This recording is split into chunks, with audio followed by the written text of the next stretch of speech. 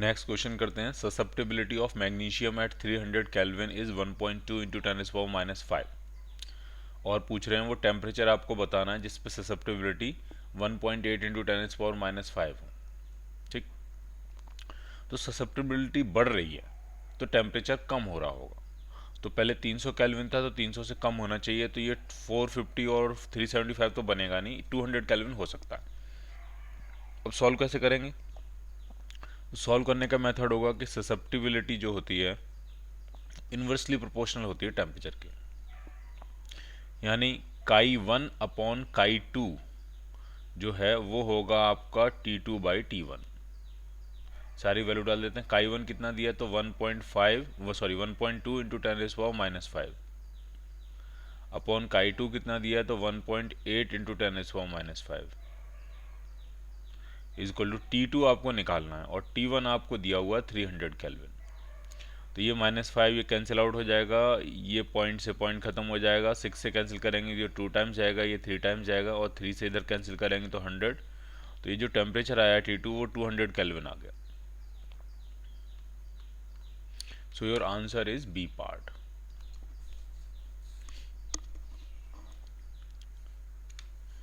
Next question कह रहे हैं कि मैग्नेटिक परमिएबिलिटी मैक्सिमम किसके लिए होती है, तो वो फेरोमैग्नेटिक सब्सटेंस के लिए होती है और वो थाउजेंड्स में होती है।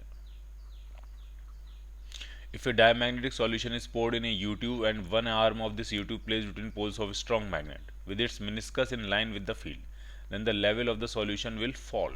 ठीक, ऐसे समझिए वो इस तरह से कह रहे हैं कि मान लीजिए एक U-tube है और उसमें आपने डायमैग्नेटिक सब्सटेंस भर दिया है और एक तरफ यहाँ पे मैग्नेट्स लगाई हैं आपने, तो जो डायमैग्नेटिक सब्सटेंस होगा वो स्ट्रॉन्ग मैग्नेटिक फील्ड से वीक मैग्नेटिक फील्ड की तरफ मूव करता है, रिपेल होता है, स्ट्रॉन्ग मैग्नेटिक फील्ड से दूर जाने की कोशिश करता है। तो यहाँ पे इस लिम में जो डायमैग्नेटिक सब्सटेंस का जो सॉल्यूशन का जो लेवल होगा वो कम हो जाएगा, फॉल हो जाएगा, और दूसरे लिम में क्या हो जाएगा, राइज हो जाएगा। ठीक, फॉल। और अगर इसी में पैरामैग्नेटिक सब्सटेंस होता तो यहाँ पे वो स्ट्रॉन्ग मैग्नेटिक की फील्ड की तरफ अट्रैक्ट होता तो वो ऊपर की तरफ खिंच जाता, तो यहाँ पे राइज हो जाता और इधर क्या हो जाता, फॉल हो जाता। ठीक, और डायमैग्नेटिक में यहाँ फॉल होगा और यहाँ राइज हो जाएगा। तो यहीं पूछ रहे हैं यहाँ पे लेवल में क्या फर्क पड़ेगा, तो डायमैग्नेटिक में ये फॉल हो जाएगा और पैरामैग्नेटिक में ये राइज हो जाता। नेक्स्ट क्वेश्चन कह रहे हैं the relative permeability is represented by mu R and susceptibility is chi for a magnetic substance. Paramagnetic के लिए क्या बात होगी, तो पैरामैग्नेटिक की जो काई होती है वो स्लाइटली पॉजिटिव होती है। तो रिलेटिव परमिएबिलिटी जो हो जाएगी, रिलेटिव परमिएबिलिटी का फॉर्मूला होता है 1+काई, और काई अगर 0 से बड़ा है तो रिलेटिव परमिएबिलिटी आपका जो है वो 1 से बड़ी हो जाएगी। तो relative permeability is greater than 1 while chi is greater than 0। So your answer is D part. Next question में कह रहे हैं relative permeability of a ferromagnetic substance varies with temperature according to the curve. Temperature के साथ relative permeability किस तरह से very करती है फेरोमैग्नेटिक सब्सटेंस की। ठीक, तो हमें ये तो पता है कि कम होती है, लेकिन किस तरह से कम होती है वो क्लियर नहीं है। ठीक है, बढ़ेगी नहीं, ए आंसर नहीं बनेगा, कांस्टेंट नहीं रहेगी, बी आंसर नहीं बनेगा, और ये जो डी है ये तो रेक्टेंगुलर हाइपरबोला है, और रेक्टेंगुलर अगर हाइपरबोला होगा तो वो तो आपका पैरामैग्नेटिक सब्सटेंस होता है। तो आंसर जो बनेगा, जो अजीब सा ग्राफ है वही आंसर बनेगा, तो आंसर बनेगा आपका सी पार्ट।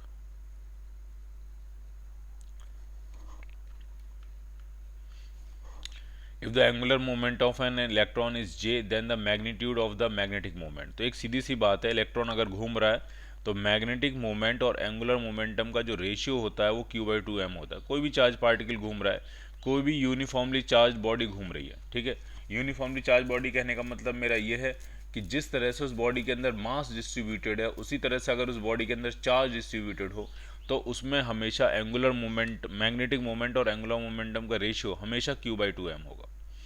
तो इलेक्ट्रॉन के केस में ये वैल्यू क्या बन जाएगी, इसका नाम आप E/2m कर सकते हो। और एंगुलर मोमेंटम कह रहे हैं वो जे, तो जे से उधर ले जाके मल्टीप्लाई कर देंगे तो मैग्नेटिक मोमेंट बन जाएगा। तो मैग्नेटिक मोमेंट बन जाएगा E/2m इंटू जे, ये मैग्नेटिक मोमेंट का मैग्नीट्यूड होगा। नेक्स्ट क्वेश्चन में कह रहे हैं for an isotropic medium B, mu, H and M are related. किस तरह से रिलेटेड होंगे, तो बी जो होगा वो होगा नेट मैग्नेटिक फील्ड, और वो होना चाहिए आपका म्यू टाइम्स या म्यू नॉट टाइम्स लिखना चाहिए, mu naught times H plus आई।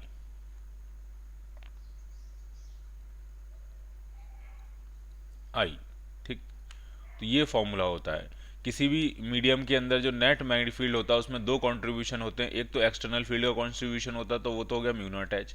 एक उसके अपने इंटेंसिटी ऑफ मैग्नेटाइजेशन का कंट्रीब्यूशन होता है, वो होता है म्यू नॉट आई, ठीक। तो ये बनता है आपका नेट फॉर्मूला, ठीक। तो मेरे हिसाब से इसमें एम नहीं लिखना, नहीं होना चाहिए, एम की जगह आई होना चाहिए। और अगर एम लिखा भी है तो एम का मतलब यहाँ पे होना चाहिए इंटेंसिटी ऑफ मैग्नेटाइजेशन, न कि मैग्नेटिक मोमेंट। एच जो है वो मैग्नेटिक इंटेंसिटी है, और जो बी होगा, ये बी वो होगा नेट मैग्नेटिक फील्ड। तो जो बेस्ट आंसर बनेगा इसमें वो बनेगा आपका डी पार्ट। प्रोवाइडेड एम क्या होना चाहिए, एम होना चाहिए intensity of magnetization. Next question में, when a piece of ferromagnetic substance it put in a uniform magnetic field the flux density inside it 4 times the flux density away from the piece. 4 गुना हो गया ये उसके अंदर। इसका मतलब उसकी परमेबिलिटी जो है वो 4 होगी। 4 होगी कि 3 होगी, जरा देख लेते हैं। तो बी जो होना चाहिए वो होता है mu naught H plus mu naught I. तो कह रहे हैं जो मैग्नेटिक फ्लक्स डेंसिटी है ये 4 टाइम्स है। इसका मतलब 1 गुना तो एक्सटर्नल फील्ड की वजह से होगी और 3 गुना उसकी अपने की वजह से होगी। तो उसकी जो ससेप्टिबिलिटी होगी वो 3 टाइम्स हो जाएगी। ससेप्टिबिलिटी की वैल्यू कितनी होगी, 3 टाइम्स होगी, ठीक है। मैं लिख देता हूँ फॉर्मूला, देखिए आप ध्यान से। देखो पूरा फॉर्मूला कैसे सेट करते हैं। बी जो है वो 4 टाइम्स है म्यू नॉट एच के। बाहर उस कहीं दूर जो मैग्नेटिक फ्लक्स डेंसिटी होगी वो म्यू नॉट एच होगी, और उसके पास जो फ्लक्स डेंसिटी होगी वो होगी mu naught times H plus I, ठीक। और क्या ये जो वैल्यू है वो इसकी कितने गुना है, 4 गुना है। तो मैं सीधे लिख देता हूं mu naught times H plus I is equal to 4 times mu naught H. Clear. तो म्यू नॉट से ये म्यू नॉट कैंसिल आउट हो जाएगा, ठीक है। तो यहां से जो आई आपका आएगा वो 3h के बराबर आ जाएगा, ठीक। अब ये जो फॉर्मूला है, ये जो आया है इक्वेशन, ये एग्जैक्टली इससे मैच करती है। Chi H, I is equal to chi H. Intensity of magnetization is proportional to magnetic intensity and the proportionality constant is called susceptibility. तो यहाँ जो ससेप्टिबिलिटी यहाँ से आ रही है, ससेप्टिबिलिटी जो यहाँ से आ रही है वो आपकी आ रही है 3। और अगर ससेप्टिबिलिटी 3 है, आपसे ससेप्टिबिलिटी नहीं पूछ रहे हैं, मुझे लगा ससेप्टिबिलिटी पूछ रहे हैं। ससेप्टिबिलिटी नहीं पूछ रहे हैं, आपसे पूछ रहे हैं मैग्नेटिक परमिएबिलिटी यानी म्यू आर पूछ रहे हैं। और उन्होंने नंबर दिखाया तो मैग्नेटिक परमिएबिलिटी भी नहीं पूछ रहे, रिलेटिव मैग्नेटिक परमिएबिलिटी पूछ रहे हैं। रिलेटिव, रिलेटिव टर्म भी ऐड होना चाहिए। रिलेटिव परमिएबिलिटी पूछ रहे हैं, म्यू आर पूछ रहे हैं आपसे। तो म्यू आर हो जाएगा 1 प्लस काई, और काई की वैल्यू 3 है, तो म्यू आर कितना हो जाएगा आपका 4, ठीक है। तो करेक्शन की जरूरत है यहाँ पे। मैग्नेटिक परमिएबिलिटी पूछ रहे हैं लेकिन रिलेटिव वैल्यू पूछ रहे हैं, ठीक है। So your answer will be 4। और अगर ससेप्टिबिलिटी पूछ रहे होते तो answer will be 3। Next question में कह रहे हैं the basic magnetization curve for a ferromagnetic material is shown in a figure, then the value of relative permeability is highest for the point. देख लेते हैं रिलेटिव परमिएबिलिटी किस point पर highest होगी, ये पूछ रहे हैं वो, ठीक है। तो B इज इक्वल टू होता है mu H, B is equal to होता है mu naught mu r H. तो म्यू आर जो है वो मैक्सिमम कब होगा, म्यू आर की वैल्यू आती है B upon mu naught mu naught H. तो B बाई एच का जो रेशियो है वो आपको रिलेटिव परमिएबिलिटी बताएगा, ठीक। यानी इस ग्राफ की जो स्लोप होगी वो कनेक्ट होगी रिलेटिव परमिएबिलिटी से। तो अब आप देखो स्लोप कहाँ पे मैक्सिमम है, ठीक है। स्लोप किस रीजन में मैक्सिमम, तो स्लोप इस रीजन में मैक्सिमम है, इस रीजन में। तो ये जो पॉइंट है, इन पॉइंट की नंबरिंग तो करी नहीं है इन्होंने यहाँ पे, ठीक है। PQRS लिख दिया, बट यहाँ तो कुछ समझ में आ नहीं रहा है। तो जहाँ तक मुझे आइडिया लग रहा है ये वाला पॉइंट है जहाँ पे रिलेटिव परमिएबिलिटी क्या होगी, मैक्सिमम होगी।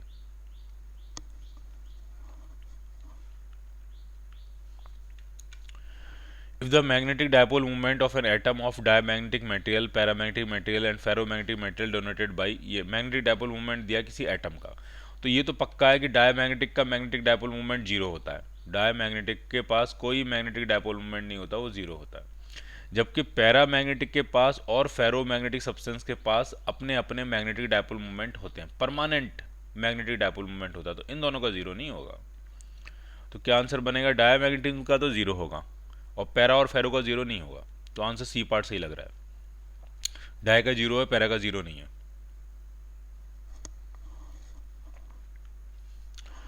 The use of study of hysteresis curve for a given material is to estimate the voltage loss, current loss, hysteresis loss।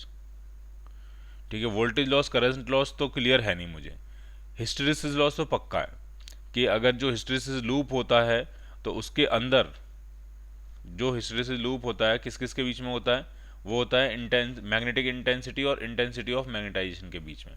ठीक है, मैग्नेटाइज डीमैग्नेटाइज का लूप जब ये चलता है इस तरह से, तो इसका जो area with in the loop होता है, तो ये होता है हीट लॉस्ट या पावर लॉस्ट पर साइकिल पर यूनिट वॉल्यूम। ठीक है, तो हिस्टेरिसिस लॉस को एस्टिमेट करने के लिए हिस्टेरिसिस कर्व तो जरूरी है ही।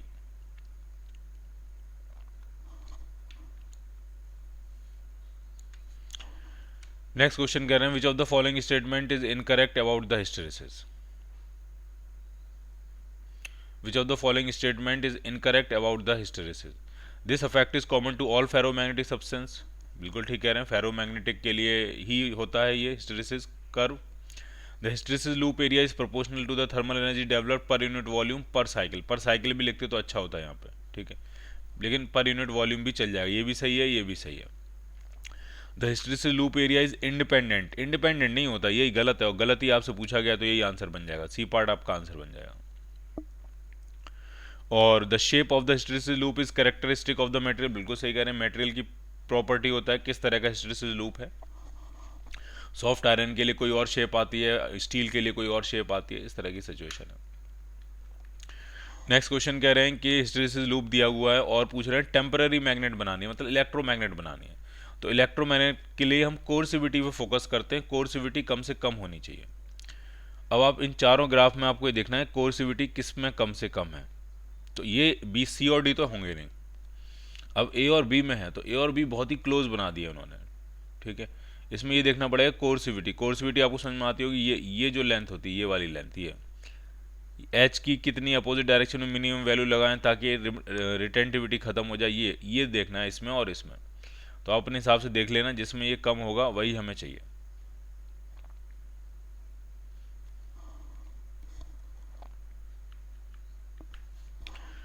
नेक्स्ट क्वेश्चन में कह रहे हैं the figure illustrate how B the flux density inside a sample of unmagnetized ferromagnetic material varies with B naught. The magnetic flux density in which the sample is kept for the sample to be suitable for making permanent. Permanent magnet के लिए पूछ रहे हैं कौन सा ठीक रहेगा। तो परमानेंट मैग्नेट में यहाँ पे जो ऑप्शन दिए हैं वो शुड बी लार्ज करके दिए हुए हैं, ठीक है, मतलब क्या होना चाहिए वो दिए हुए। तो परमानेंट मैग्नेट में तो हम ये चाहते हैं कि रिटेंटिविटी भी बहुत ज़्यादा हो और कोर्सिविटी भी बहुत ज़्यादा हो। तो परमानेंट मैग्नेट बनाने के लिए ओ क्यू और ओ आर दोनों ही लार्ज होने चाहिए, should be large, both should be large. B part answer बने, O Q and O R should be large, ठीक है। बहुत ज़्यादा उसके अंदर मैग्नेटाइजेशन भी रिटेन रहे, रिटेंटिविटी भी ज़्यादा हो और वो आसानी से ख़त्म भी ना हो, यानी कोर्सिविटी भी ज़्यादा हो, तो हम कहेंगे बढ़िया परमानेंट मैग्नेट बनी है हमारी। नेक्स्ट क्वेश्चन में डिप एंगल किसी प्लेस पे डेल्टा दिया है और उसको मेजर करने के लिए the axis of dip needle is perpendicular to the magnetic meridian. Dip needle की जो एक्सिस है वो मैग्नेटिक मेरिडियन के परपेंडिकुलर है। इसका मतलब if the axis of the dip needle makes an angle theta with the magnetic meridian the apparent dip will be given by delta 1। ध्यान से समझना है इसको, ठीक है। जैसे किसी प्लेस पे डिप जो है वो डेल्टा है, अब डेल्टा मेजर करने के लिए जो डिप सर्कल की निडल है वो मैग्नेटिक मेरिडियन के प्लेन में होनी चाहिए, ठीक है। Actual angle of dip measure करने के लिए डिप सर्कल का प्लेन और मैग्नेटिक मेरिडियन सेम होने चाहिए।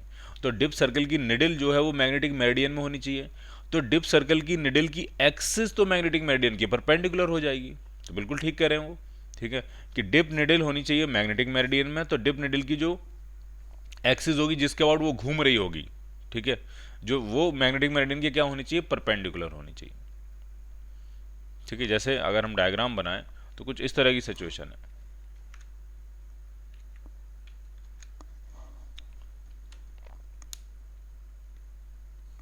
जैसे मान लीजिए मैग्नेटिक मेरिडियन है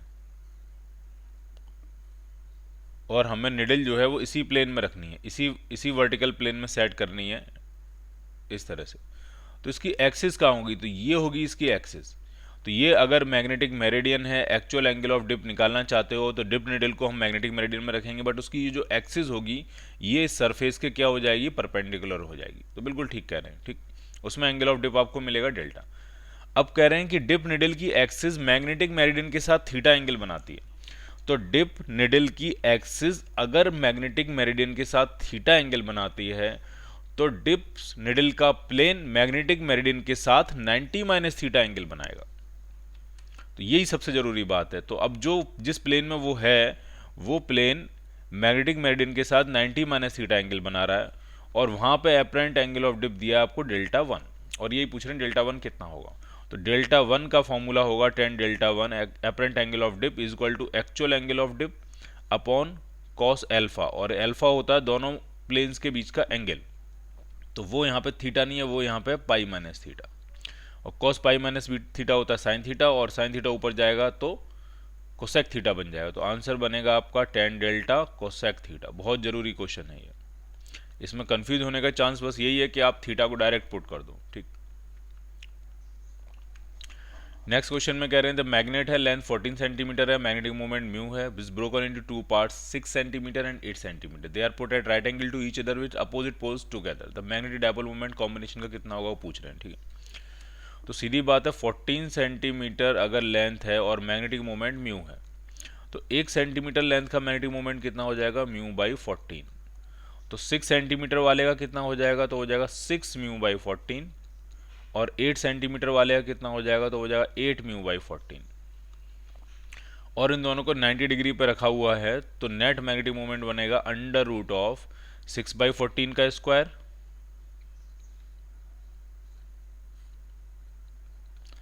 प्लस 8 म्यू बाई 14 का स्क्वायर। तो म्यू बाई 14 तो अंडर रूट के बाहर आ जाएगा, अंदर जो बचने वाला है वो बचने वाला है 10। क्यों, क्योंकि 6 का स्क्वायर 36, 8 का स्क्वायर 64, ऐड करोगे तो 100 और अंडर रूट लगाओगे तो 10, और अगर हम कैंसिल करें इसको तो ये आ जाएगा 5 म्यू बाई 14, या इसको लिखना चाहो तो म्यू अपॉन 1.4 लिख सकते हो, क्योंकि आंसर इस फॉर्मेट में दिया तो म्यू अपॉन 1.4 बहुत बढ़िया है। 5 म्यू बाई 14 नहीं, 5 म्यू बाई 7, 5 म्यू बाई 7, या यहीं इतना ही इसको मत लिखो, यहीं से देख लो आप, पॉइंट हटाएंगे तो यहाँ एक डेसिमल आ जाएगा, खत्म। तो म्यू अपॉन 1.4 जो है वो इसका आंसर बनेगा ए पार्ट।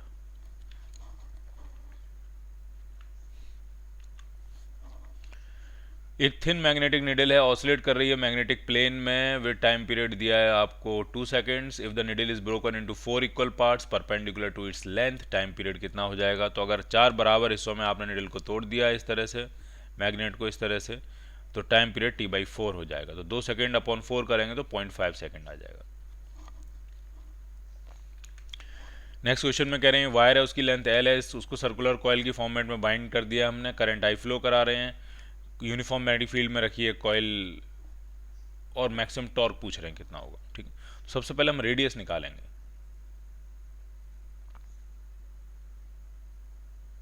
और इन्होंने ये लिखा तो है कि एक वायर को बेंड करके सर्कुलर कॉइल बनाइए ऑफ सम टर्न, कितने टर्न, ये तो मिसिंग है यहाँ से, तो हम तो n मानना पड़ेगा हमको। तो L इज इक्वल टू, पहले बात आएगी 2 पाई r इंटू n, तो यहाँ से जो r आ जाएगा वो आपका आ जाएगा L अपॉन 2 पाई n, पहली इक्वेशन। मैग्नेटिक मोमेंट कितना बनेगा, तो मैग्नेटिक मोमेंट बनेगा I इंटू एरिया, एरिया होगा पाई आर स्क्वायर और नंबर ऑफ टर्न्स है n, तो ये आ जाएगा I into pi r square करोगे तो ये आ जाएगा L square upon 4 pi square n square into n, तो n से n कैंसिल आउट हो जाएगा। तो ये आ गया मैग्नेटिक मोमेंट। और टॉर्क मैक्सिमम कितना होगा, टॉर्क मैक्सिमम mb होता है, तो ये आपका बन जाएगा I, एक पाई से एक पाई भी कैंसिल आउट होगा, I L square upon 4πn into B, ये हो जाएगा। तो जो आंसर बन रहा है वो बन रहा है I B L square upon 4πn, I B L square upon 4πn। तो यहाँ n तो मिसिंग ही है, तो हम फिर ए पार्ट आंसर मार देंगे। इसका मतलब हम ये मानेंगे कि कॉइल को, जो वायर को बेंड करके सर्कुलर कॉइल बनाई है, वो सिंगल टर्न की कॉइल है, एक टर्न की कॉइल है वो।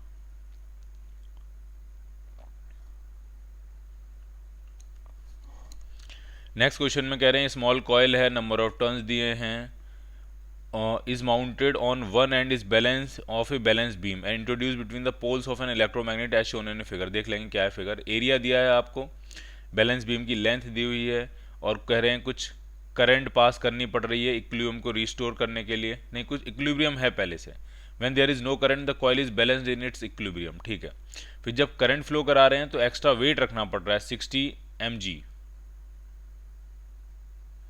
On a balance pan. Find the magnetic induction at the spot where coil is located. Diagram पहले देख लेते हैं क्या है कहानी।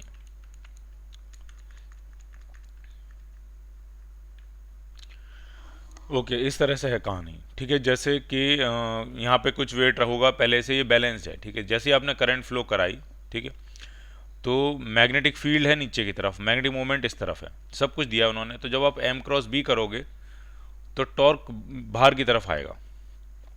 एम क्रॉस बी करने से टॉर्क जो आ रहा है वो आउटवर्ड डायरेक्शन में आएगा।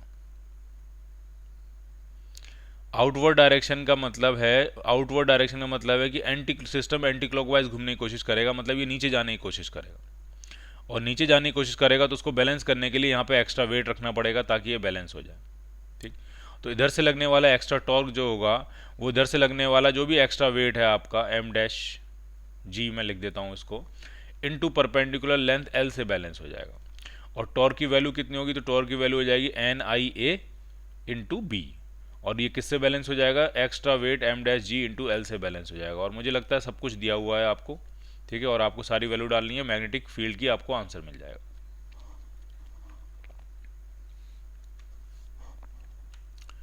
ए short bar magnet with its north pole facing north forms a neutral point at P in the horizontal plane. If the magnet is rotated by 90 degree in the horizontal plane, net magnetic पूछ रहे हैं field point P पे कितना होगा। तो बहुत simple है, अगर एक मैग्नेट को नॉर्थ की तरफ, उसका नॉर्थ की तरफ है, ये इधर मर्थ का मैग्नेटिक फील्ड है BH, नॉर्थ डायरेक्शन है ये, और मैग्नेट का भी नॉर्थ इधर ही है।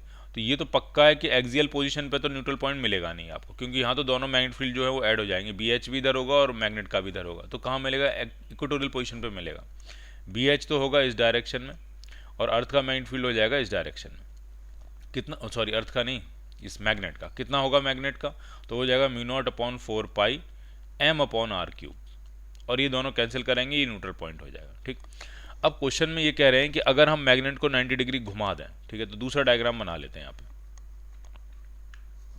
इस मैग्नेट को मैंने इस तरह से 90 डिग्री घुमा दिया, तो अब उसी पॉइंट पे मैग्नेट फील्ड कितना होगा, तो अर्थ का तो BH इधर होगा ही होगा, और अब ये पॉइंट इस मैग्नेट का एक्सियल पोजीशन बन गई, तो इसका इस तरफ हो जाएगा, और कितना होगा, तो mu naught upon 4π 2m upon r cube हो जाएगा। अब एक चीज़ सोच के मुझे बताना, अगर यहाँ पे बैलेंस हो रहा था, न्यूट्रल पॉइंट हो रहा था, तो mu naught upon 4π m upon r cube BH के अगर बराबर है, तो ये 2m अपॉन r क्यूब क्या 2BH के बराबर नहीं हो जाएगा, तो ये बोलेगा 2BH। और अगर ये 2BH बन गया, इधर BH है, तो रिजल्टेंट मैग्नेटिक फील्ड कहीं बीच में आएगा, और वो आएगा √5 times BH। So your answer is D part. Next question में कह रहे हैं figure shows a short magnet executing small oscillation in a vibration magnetometer in earth magnetic field having horizontal component for 24 microtesla। ये vibrate कर रही है इस तरह से, और हॉरिजॉन्टल कंपोनेंट आपको दिया हुआ है, ठीक है। Time period of oscillation 0.1 second दिया हुआ है। कह रहे हैं when the key is closed and upward current of 18 ampere is established as shown in figure. नया टाइम पीरियड पूछ रहे हैं, ठीक।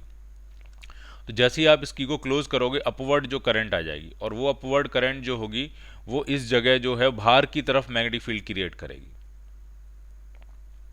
ठीक है, बाहर की तरफ मैग्नेटिक फील्ड क्रिएट करेगी। तो जो नेट मैग्नेटिक फील्ड आ जाएगा वहां पे, हॉरिजॉन्टल में अर्थ का हॉरिजॉन्टल मैग्नेटिक फील्ड इस डायरेक्शन में होगा, जैसे डायग्राम बनाया है, ठीक है, जैसे डायग्राम बनाया गया है उसके हिसाब से अर्थ का हॉरिजॉन्टल मैग्नेटिक फील्ड इस डायरेक्शन में होगा, क्योंकि मैग्नेट इसके उधर जा रही है, यानी ये इक्विलिब्रियम पोजीशन होगी, तो बी एच यहाँ हो जाएगा। और इस वायर का वी अगर लिखें तो वो बाहर की तरफ होगा, तो नेट मैग्नेटिक फील्ड आएगा under root of B net B H का स्क्वायर प्लस बी स्क्वायर। और नया मैग्नेटिक फील्ड आने के बाद नया टाइम पीरियड आप लिख सकते हो, क्योंकि टाइम पीरियड का फॉर्मूला बनेगा T is proportional to under root of B. तो T1 upon T2 is equal to under root, final में बी नेट है और पहले सिर्फ बी एच था। सारी वैल्यू डालोगे आपको आंसर मिल जाएगा। आयरन रॉड दिया है, क्रॉस सेक्शन एरिया दिया है, मैग्नेटाइजिंग फील्ड आपको दिया है, ससेप्टेबिलिटी आपको दिया है, मैग्नेटिक फ्लक्स पूछ रहे हैं कितना प्रोड्यूस हो जाएगा। तो पहले मैग्नेटिक फील्ड निकाल लेते हैं। तो मैग्नेटिक फील्ड जो हो जाएगा वो हो जाएगा mu naught into mu R into H, ये। और म्यू आर क्या होगा, तो म्यू आर हो जाएगा 1 plus susceptibility into H. H होगा मैग्नेटाइजिंग फील्ड और बी होगा नेट मैग्नेटिक फील्ड, ठीक। तो ये फॉर्मूला लगा के नेट मैग्नेटिक फील्ड निकाल लोगे। और नेट मैग्नेटिक फील्ड आने के बाद अगर उसमें हम एरिया से मल्टीप्लाई कर दें तो आपको क्या मिल जाएगा, नेट फ्लक्स मिल जाएगा। तो ये मेथड है काम करने का, इसको आपको खुद से एग्जीक्यूट कर लेना है, ठीक है। म्यू नॉट की वैल्यू पता है, ससेप्टेबिलिटी दी है 599, जोड़ के 600 हो जाएगी ये। मैग्नेटाइजिंग फील्ड भी दिया है, यूनिट एकदम सही है 1200 एम्पियर पर मीटर। तो यहाँ से नेट मैग्नेटिक फील्ड आ जाएगा और उसमें एरिया से मल्टीप्लाई करोगे तो नेट मैग्नेटिक फ्लक्स आ जाएगा। नेक्स्ट क्वेश्चन में कह रहे हैं the plane of dip circle is set in a geographical meridian, apparent dip I θ1, then it is set in a vertical plane perpendicular to the geographical meridian, apparent dip I θ2। तो actual angle of dip कितना होगा, तो ये सीधा formula है और वो formula ये होता है 1 upon tan square theta, actual angle of dip. एक मिनट, इसमें तो एंगल ऑफ डेक्लिनेशन पूछ रहे हैं और दोनों एंगल ऑफ डिप आपको दिए हुए हैं, बढ़िया है, लेकिन एंगल ऑफ डेक्लिनेशन पूछ रहे हैं आपसे, निकालेंगे इसको। ये अल्फा क्या चीज है ये क्लियर नहीं हो रहा है,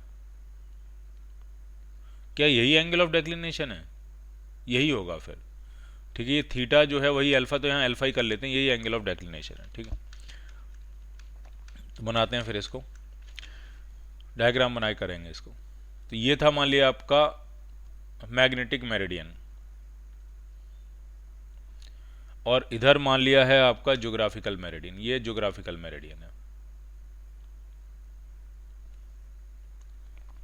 ये ज्योग्राफिकल मेरिडियन है, ये मैग्नेटिक मेरिडियन है, और इनके बीच का जो एंगल ऑफ डेक्लिनेशन है वो आपको दिया है एंगल अल्फा, मान लेते हैं इसको अल्फा, ठीक।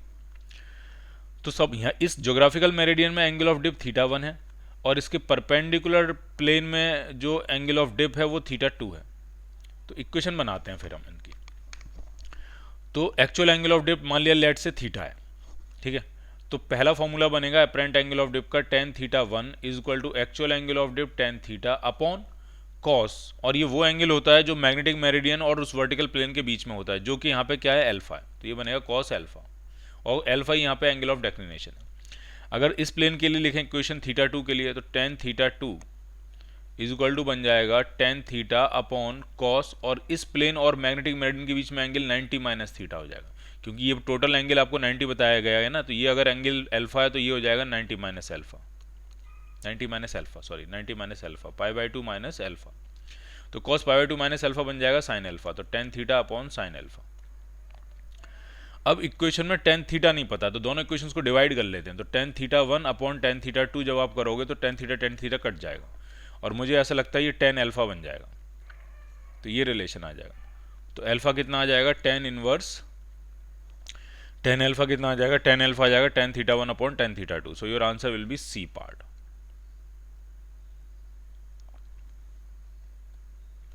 नेक्स्ट क्वेश्चन भी देख लेते हैं। इसमें कह रहे हैं वाइब्रेशन मैग्नेटोमीटर है, दो आइडेंटिकल बार मैग्नेट्स हैं, एक दूसरे के ऊपर रखी गई हैं such that they are perpendicular and bisect each other.